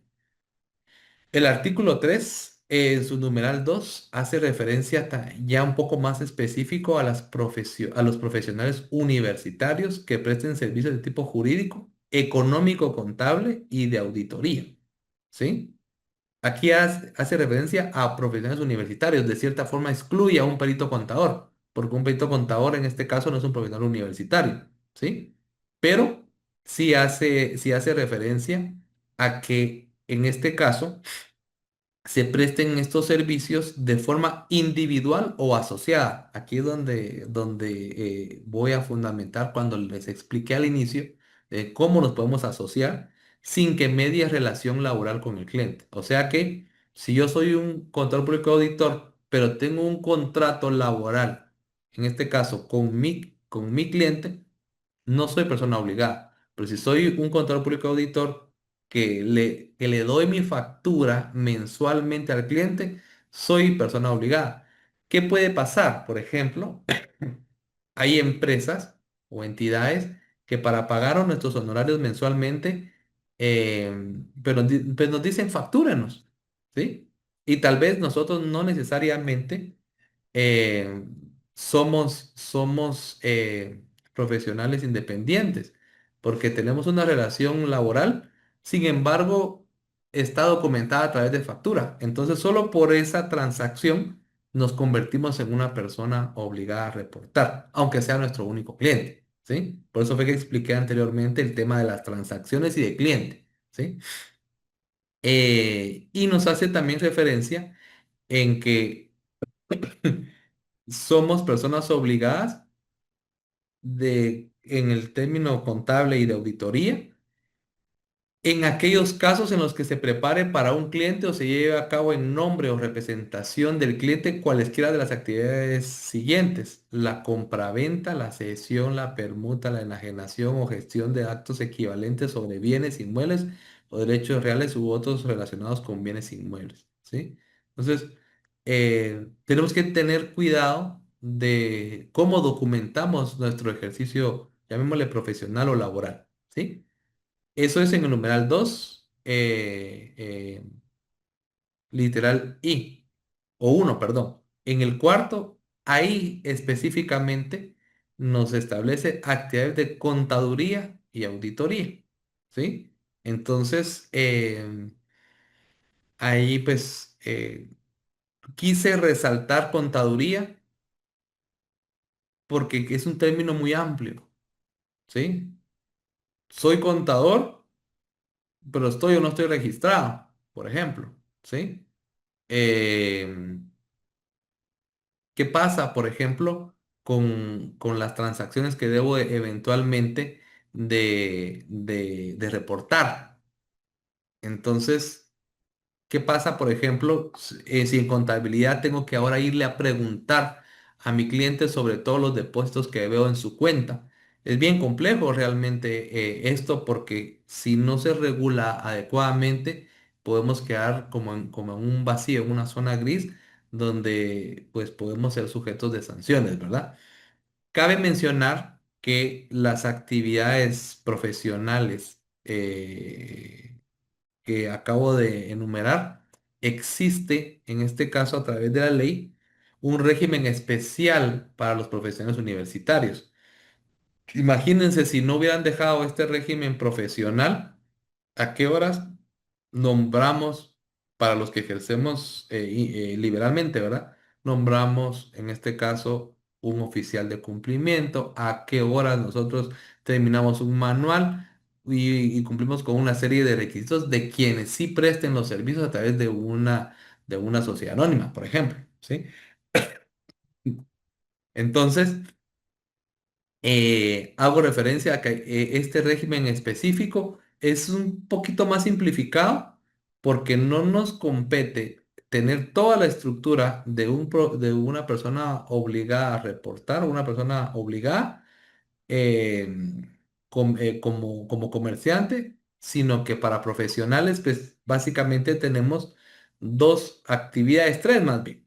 La primera, pues que en este caso nos inscribamos como persona obligada ante la IBE, ¿sí? En la forma y el plazo que corresponde, y por ende que actualicemos nuestra información cada año. Y segundo, pues que debemos de llevar por cada cliente un registro que contenga como mínimo la información básica o la documentación, en este caso, pertinente respecto al nombre completo, al lugar y fecha de nacimiento, prácticamente a la identificación, el estado civil, la profesión, oficio, tipo, objeto, número de documento de identificación y dirección de residencia completa y condición migratoria cuando aplique. Imagínense, ¿sí? Y para personas jurídicas, los mismos datos, solo que referentes a la razón social, ¿sí? El domicilio y los datos de representante legal. ¿Y cuál es la otra obligación que tenemos? De remitir por los medios electrónicos que estén a la disposición, dentro de los primeros 15 días hábiles del mes siguiente al que corresponde, la información cuando se identifique una o varias incongruencias entre la información proporcionada por el cliente y el servicio profesional prestado a este. Entonces, eso es lo que habla del régimen, llamémosle simplificado para profesionales. Pero me pongo a pensar, para yo poder reportar una transacción, debo de tener entonces, de cierta forma, una matriz de riesgos, debo de tener, en este caso, un perfil del cliente y saber a través de la propuesta cuál es el alcance del servicio que estoy prestando. Voy a revisar todos los depósitos bancarios, porque riesgos podemos tener tres, que son los que tengo pues muy en mente. En principio, el riesgo de bancos, de ir a revisar todas las transacciones, si nos reportan o no nos reportan como contadores, por ejemplo, todas las cuentas bancarias de nuestros clientes. A mí me ha pasado que eventualmente voy con un cliente y me da la documentación y me da cinco cuentas, pero no me da la personal, por ejemplo, o la especial. Entonces, ¿cómo vamos a mitigar nosotros ese riesgo? ¿Qué otro riesgo tenemos? De, por ejemplo, ¿será que este cliente está teniendo transacciones con clientes reales? ¿A qué se dedican los clientes? ¿O está teniendo este cliente transacciones con proveedores que son reales? O a dónde, o cuál es el destino del pago de las facturas que estamos haciendo? Entonces, aunque pareciera que esto es simple para profesionales, pues según lo que podemos ver en esta diapositiva, sí debiésemos de ir observando nosotros ese enfoque basado en riesgos, ¿sí? El artículo 8 de la ley amplía, pero lo amplía para, llamémosle para los no profesionales, para los comerciantes, para las personas, por ejemplo, obligadas, que son todas aquellas que, por ejemplo, venden vehículos, inmuebles, joyas y todo eso, ¿sí? Entonces, aquí hace referencia a que se debe de identificar, evaluar y mitigar el nivel de riesgo. Hace referencia también a a que ese riesgo debe ser proporcional a la naturaleza y volumen y la complejidad de las actividades. Hace referencia también en lo relacionado en este artículo 12 al financiamiento, a los programas de prevención para el lavado de dinero y las políticas que se deben de tener, que se deben de cumplir con estándares internacionales, con un plan continuo de capacitación, ¿sí? Con toda la debida diligencia de todas las transacciones del cliente, imagínense eso, ¿sí? Las políticas, controles y otros necesarios para la prevención del lavado de dinero y pues, no menos importante, la aprobación por órgano superior del manual de prevención, ¿sí? Y hace referencia de que todo este tema, esto que marqué con un asterisco acá, se referencia a que se regulará conforme al reglamento de la ley. Entonces, es importante que nosotros pues tengamos presente todos estos puntos, que si bien es cierto, que si bien es cierto, en este caso, no necesariamente aplica para los profesionales porque está bien claro que nos aplica a los profesionales, pero con el simple hecho de que tengamos que reportar transacciones inusuales, implica tener todo este perfilamiento, ¿sí? No nos aplica tener un oficial de cumplimiento cuando ejercemos de forma individual o ejercemos en este caso, perdón, cuando ejercemos de forma asociada, pero eventualmente si prestamos, ¿qué va a pasar si prestamos servicios a través de una sociedad anónima? ¿Sí? Ahí sí hay un órgano superior, ¿sí? Que en este caso es la asamblea de accionistas, ¿sí? O en este caso el administrador único. Pero tenemos que irnos preparando de cierta forma como profesionales para poder nosotros estar pues cubriendo cualquier riesgo que implique para nosotros pues, algún tipo de sanción, ¿sí?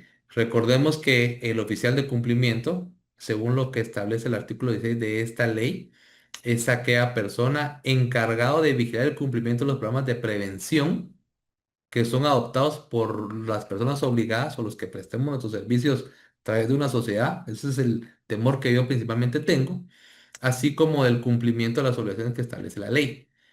Y la comunicación que hay entre la IBE en este caso y la persona obligada es únicamente a través del oficial de cumplimiento y cabe mencionar que esta información es de carácter confidencial, ¿sí? Y no podrán hacerse de conocimiento público, excepto a la superintendencia de bancos a través de la IBE. Entonces, en algunos casos, por ejemplo, porque hay transacciones recurrentes y transacciones que no son recurrentes. Eventualmente uno agarra un cliente trata de hacer la propuesta y de conocer un poco al cliente, pero ¿qué es lo que va a suceder ahora? Que prácticamente vamos a tener que tratar de indagar. ¿Tiene antecedentes penales o policíacos? ¿Tiene algún vínculo con pandillas, que son terroristas? ¿Tiene vínculos con personas políticamente expuestas? Es todo un check de cumplimiento que deberíamos de estar pues, nosotros llenando, cumpliendo con esa obligación, para a partir de ahí saber cuál es el nivel de riesgo y a partir de ahí saber si podemos o no podemos eh, reportar este tipo de transacciones, ¿sí? Pero volviendo a lo que les comentaba anteriormente, pues básicamente, si hay un caso excepcional para los clientes que son ocasionales, que tenemos en este caso, si son debidamente justificados, hacer esa verificación y completarla en un plazo razonable, pudiendo, en este caso, reportarla en un plazo no mayor a 3 meses, contados a partir del inicio de la relación. Entonces, ojo con esto, ¿verdad? Porque son nuevas obligaciones. Aquí ya estoy como lo mencioné anteriormente, cuando se presta un servicio, por ejemplo, a través de una sociedad anónima. Esa es mi apreciación, ¿sí?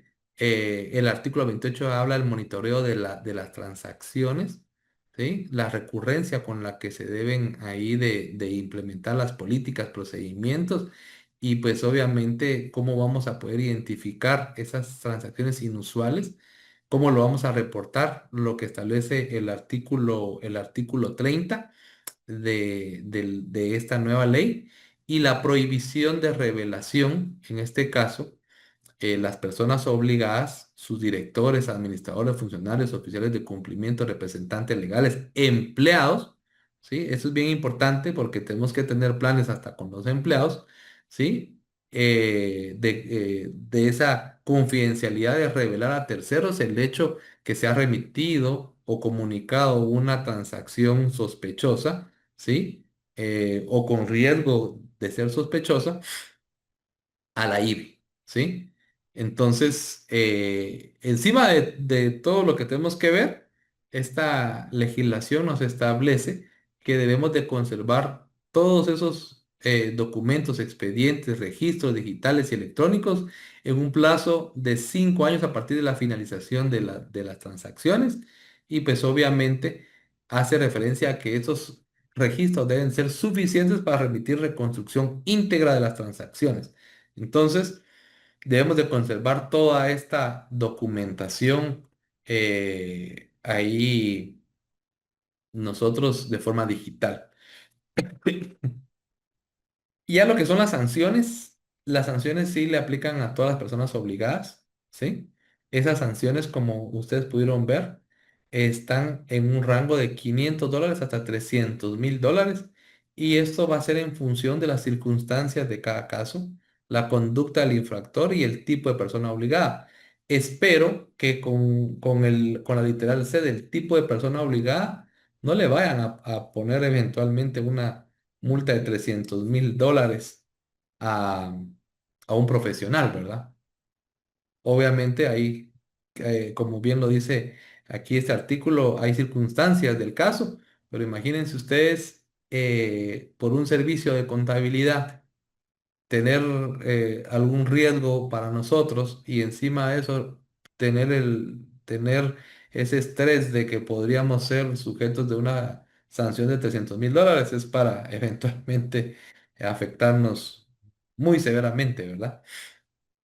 eh, no hay un proceso ahorita del sancionador. Eso está contenido en la reglamentación que va a salir a luz o va a cobrar vigencia hasta 6 meses después de la entrada en vigencia de la ley. Y pues obviamente eh,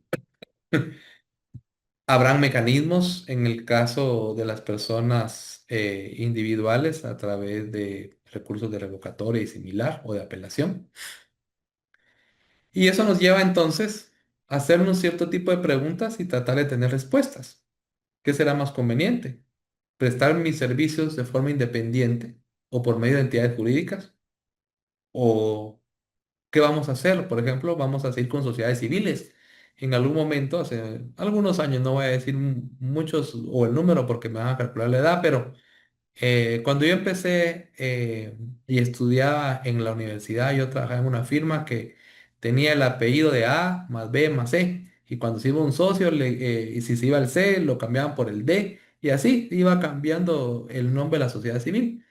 Hasta que hasta cierto punto vieron que cada 2, 3 años era estar cambiando llamémosle la razón social, de comillas, y se decidieron pasar a una sociedad anónima. Entonces ahí ya nunca más volvió a cambiar la razón social. Pero, ¿cuál va a ser la forma para documentar esa asociación? ¿Será que van a permitir que trabajemos en asociación a través de una sociedad anónima? Esa es una duda, ¿sí? em, ¿Cuál es el límite de los servicios contables que vamos a prestar? Porque hablan de referencia por ahí de que hay que revisar eventualmente todas las transacciones, dependiendo cómo lo vamos a hacer, ¿verdad? ¿Cuál es el límite de los servicios de auditoría? ¿Sí? ¿Qué pasa con las pruebas que nosotros utilizamos?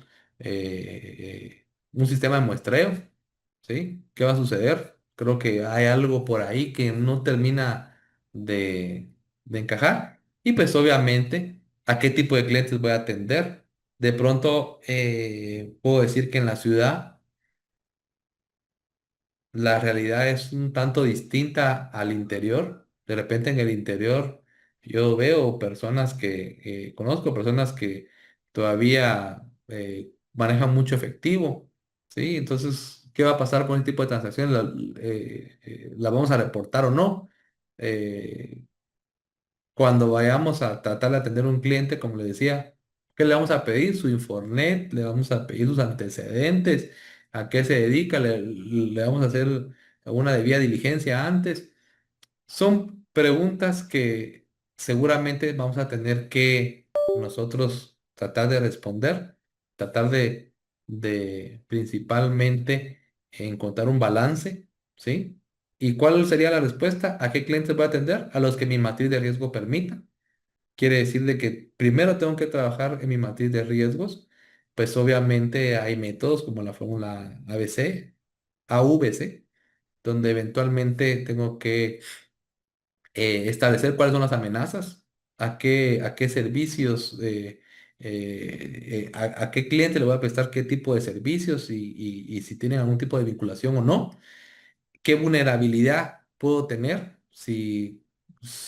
qué vulnerabilidades, si mis procedimientos están o no adecuados para los riesgos, ¿sí? Y qué consecuencias puedo tener, ¿sí? Entonces quiere decir de que cuando perfile mi cliente, lo voy a tener que perfilar por las transacciones que tiene, como les decía, por los clientes de mi cliente, por los proveedores de mi cliente, los productos o servicios que ofrece, ¿sí?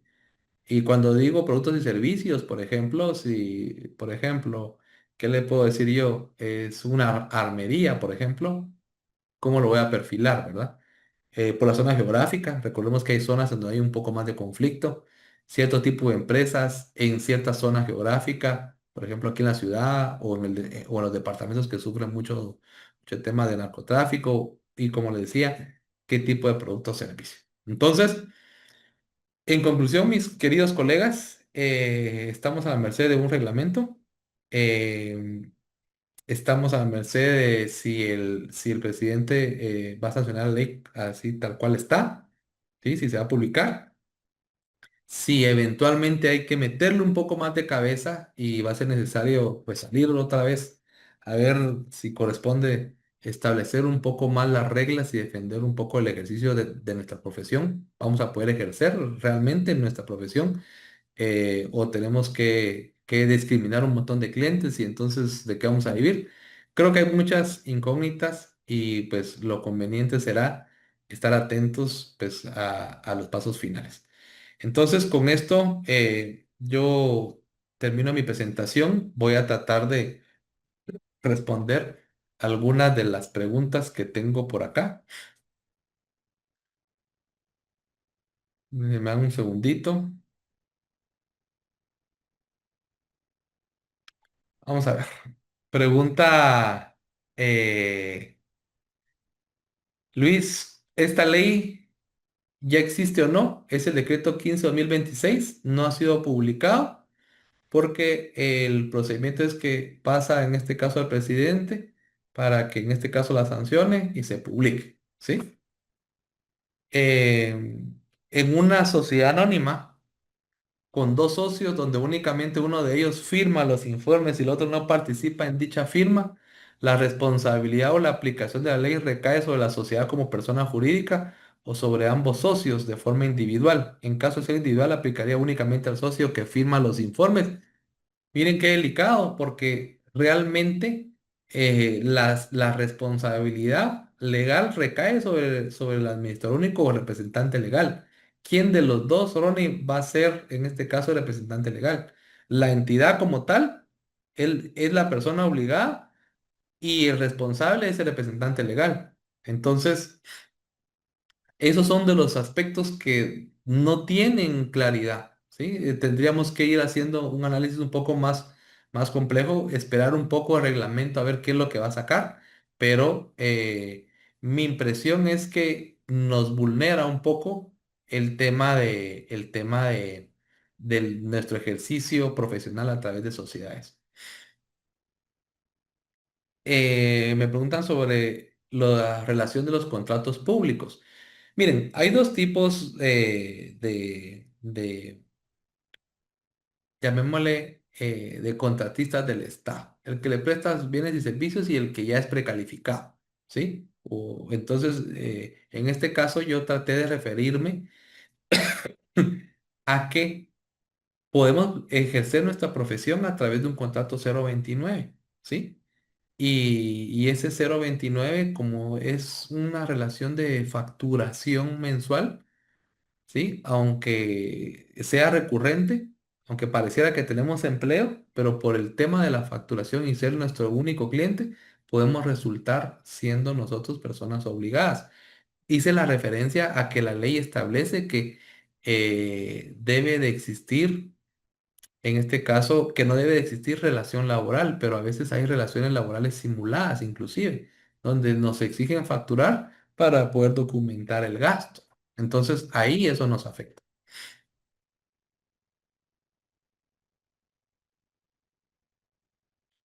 Mi consulta, decía alguien aquí, pero no decía la consulta. Eh, ¿Qué pasa si se prestan servicios contables siendo perito contador, pero en un corto plazo se logra la profesionalización obligatoria? ¿En qué momento pasa a ser persona obligada? Al momento de tener título universitario. ¿Sí? Aquí a mí me pareció sorprendente que los peritos contadores no estuvieran acá. ¿Sí? Solo hace referencia, por un lado, al profesor universitario y por otro lado a la prestación de servicios a través de un comerciante, ¿sí? Entonces, aquí como que quedó en el limbo el perito contador. Ojalá que esto, pues obviamente no se convierta en una situación complicada donde a nivel profesional todo el mundo se quede con el cierre de pensum, ¿verdad?